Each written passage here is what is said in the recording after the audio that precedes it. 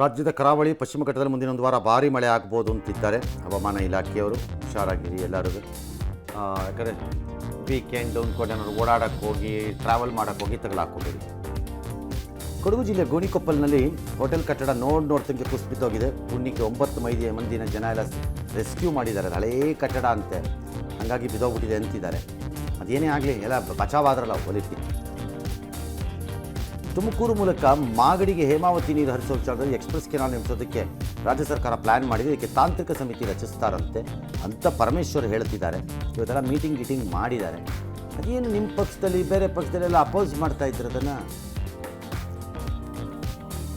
DCM DK Shivakumar ಚನ್ನಪಟ್ಟಣದಲ್ಲಿ ಅಧಿಕಾರಿಗಳ ಸಭೆ ನಡೆಸಿ ಬೆದರಿಕೆ ಹಾಕಿದ್ದಾರೆ ಅಂತ ಯೋಗೇಶ್ವರ್ ಹೇಳಿದ್ದಕ್ಕೆ ಯಾರು ಮಾಗಡಿ ಶಾಸಕರು ಅದೆಲ್ಲ ಎಳಸ್ತರ ಮಾತಾಡಬಾರ್ದು ಅಂತಾರೆ. ಇನ್ನು ಚಲರಾಯ ಸ್ವಾಮಿ ಶಿವಕುಮಾರು ಅಥವಾ ಸುರೇಶ್ ನಿಂತರೆ ತಪ್ಪೇನಿದೆ, ಯಾರು ತಪ್ಪು ಅಂತ ಹೇಳಿದ್ಯಾರು?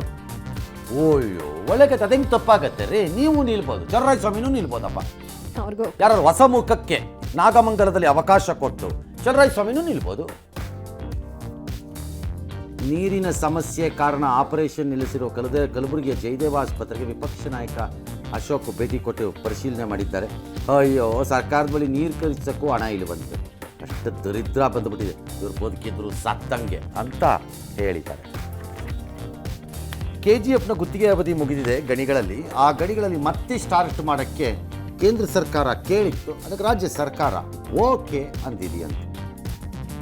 ವಿಧಾನಸೌಧದ ಆವರಣದಲ್ಲಿ ಭುವನೇಶ್ವರಿ ಕಂಚಿನ ಪುತ್ಥಳಿ ನಿರ್ಮಾಣಕ್ಕೆ CM ಬುದ್ಧಿ ಪೂಜೆ ಮಾಡಿ ಮಾತೃಭಾಷೆಯಲ್ಲಿ ಮಾತಾಡಬೇಕು, ಅದರಲ್ಲಿ ಕೀಳರಿಮೆ ಏನು, ಇಲ್ಲಿ ಜೀವನ ಮಾಡೋರು ಕನ್ನಡ ಕಲಿಬೇಕಪ್ಪ ಅಂತ ಹೇಳಿದ್ದಾರೆ.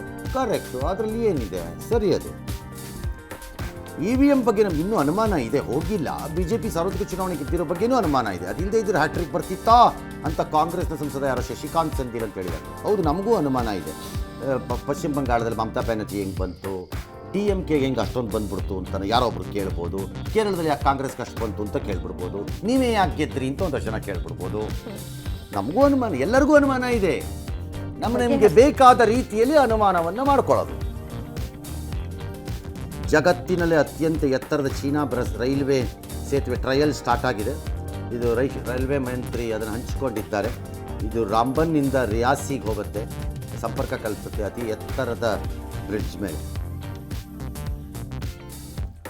ಯುವ ಸಮೂಹದಲ್ಲಿ ರೀಲ್ಸ್ ಹುಚ್ಚಿದೆ, ಪೀಕಲ್ಲಿದೆಯಂತೆ. ಚೇ ಪೀಕಾ, ಇದು ಆರಂಭ. ಪೀಕೆಲ್ಲಿ ಬಂತು? ಅಯ್ಯೋ, ಇನ್ನೂ ಏನೇನು ನೋಡಬೇಕೋ ಈ ಗನಂದಾರಿಗಳ ಕಥೆನ ನಾವು.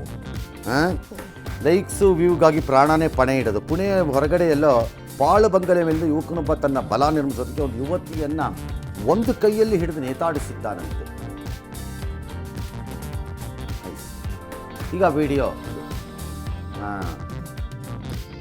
ಐಸಿ ಹಂಗೂ ಮಾಡ್ತಾರ.